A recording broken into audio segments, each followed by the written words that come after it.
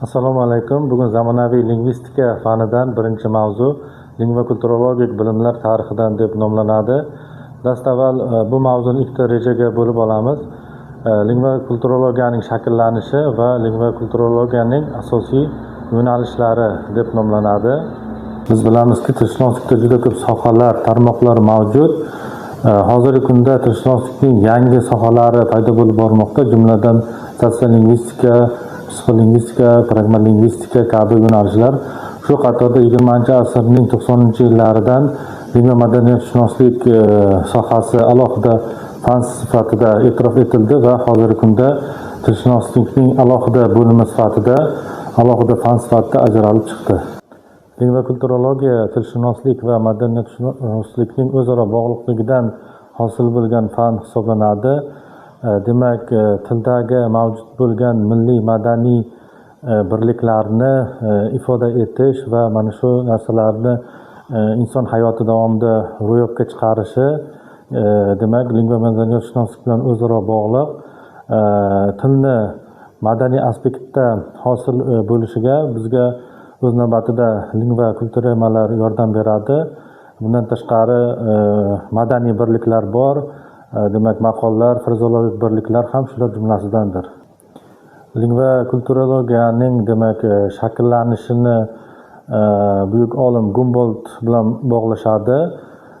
Tilshunoslik va lingva madaniyatshunoslikning o'zaro rivojlanishi, bog'lanishi oddiy bog'lanish emas, ya'ni bu ilmiy asoslangan bir yangilik sifatida e'tirof etildi. Bundan tashqari lingva madaniyatshunoslikni rivojiga olimlardan Telya, Varabyov, o'zbek tilshunoslaridan Safarov kabi olimlar munosib hissalarni qo'shishgan. Lingva kulturologiya sohasida jiddiy tadqiqotlar olib borgan olimlardan Maslova lingva kulturologiyaning rivojlanishini 3ta bosqichga bo'ladi. Birinchisi, fan bo'lib shakllanishi uchun turtki bo'lgan olimlarning tadqiqotlari, jumladan Gumboldt, Potebny, Seper kabi olimlarning ilmiy ishlari. Ikkinchi o'rinda lingva kulturologiyaning alohida soha sifatida ajralib chiqishi va uchinchi navbatda lingva kulturologiyaning demak rivojlanish bosqichi hisoblanadi. Lingva kulturologiyada asosiy tushunchalardan biri lingva kulturema hisoblanadi. Lingva kulturemalar bu madaniyatning biror bir bo'lagini aks etadigan lingva madaniy birlik hisoblanadi. Bundan tashqari madaniyatning bir ko'rinishini aks ettiruvchi til birliklaridan demak maqollar, matallar, frazeologik birliklar ham shular jumlasiga kiradi. Lingva kulturologiyada bu kabi maqollar, frazeologizmlar til va madaniyatni bog'liqligini yanada yaxshiroq ochib berishga xizmat qiladi. Yuqorida ta'kidlaganimizdek, frazeologik birliklar lingva madaniy aspektlar ifodalash uchun muhim til birligi hisoblanadi.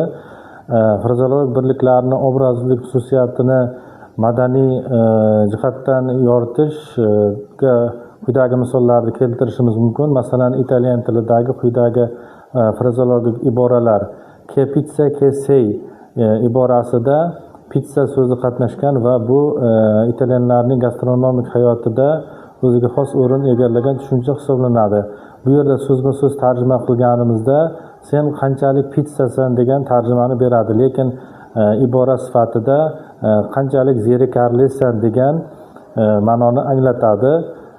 Buni biz boshqa tillarda bu kabi iborani uchratmasligimiz mumkin. Bu bevosita mana shu lingva madaniy sabablarga ko'ra shakllangan frazeologik ibora hisoblanadi. Bundan tashqari fatto trenta, facciamo trentuno degan iboramizni oladigan bo'lsak, demak 30ni bajardikmi, 31ni ham bajaramiz degan tarjimani beradi.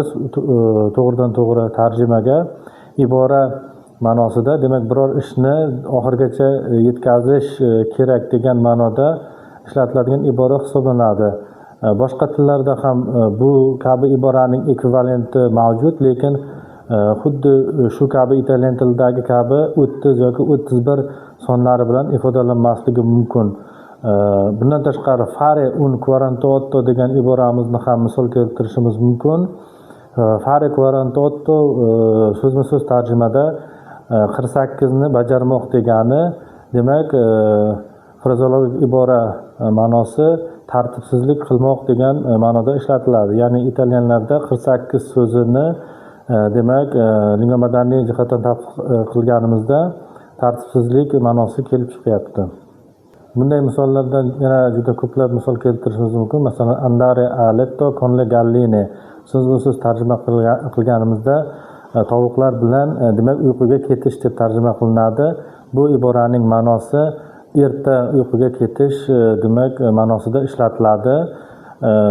Italyanlarning demak o'sha hayot tarzida ham demak tovuqni o'sha erta uyquga ketish sifatida demak shunga qiyoslab shu ibora hosil bo'lgan. Bundan tashqari cominciare da zero, iniziare da zero degan iboramiz bor. Ya'ni noldan boshlamoq so'zma-so'z tarjimasi biror ishni boshidan boshlash degan ma'noda ishlatiladi.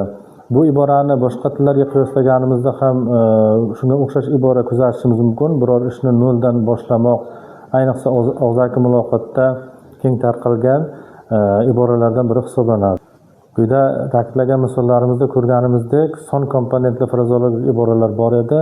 Son komponentli frazeologik iboralar o'ziga xos ramzga ega va milliy madaniy xususiyatlarni yaxshiroq anglatadi. Bunday misollardan essere il numero uno degan iborani ham misol keltirishimiz mumkin. Birinchi bo'lish, ya'ni ilg'or birinchilardan bo'lish degan ma'noni anglatadi. Bundan tashqari dare il cinque degan iboramiz ham bor.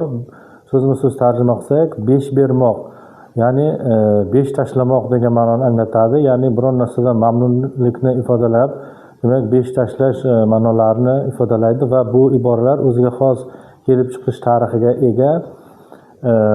Jumladan mana shu dare il cinque degan iboramiz avvalgi 20-asrlarda jaz musiqasini bilan shug'ullanadigan ijodkorlar tomonidan kelib chiqqan deb aytiladi. Ya'ni ular mamnunlikdan o'sha ishorani 5 tashlash ishorasini ishlatgan va dare il cinque iborasi keng qo'llaniladi. Bundan tashqari sparare a zero degan iborani ham milliy madaniy xususiyatga bog'lashimiz mumkin. Bu bevosita Italiya tarixi bilan bog'liq bo'lgan ibora hisoblanadi. Sparare a zero so'zma-so'z tarjima qilganimizda nolga otmoq deb hisoblanadi.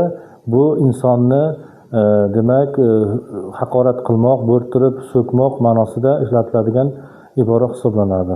Xulosa qilib aytganda, lingva kulturologiya keng qamrovli, hozirgi davrda keng rivojlanayotgan va qiziq sohalardan biri hisoblanadi. Bu sohani yangi bo'lishiga qaramasdan juda ko'plab yutuqlarga erishilmoqda. Bundan tashqari juda ko'p lingva madaniyatshunoslikning aspektlari bor. Qolgan jihatlarini albatta kelgusi darslarda ko'rib chiqamiz. Shuning bilan bugungi birinchi mavzumiz yakunlandi.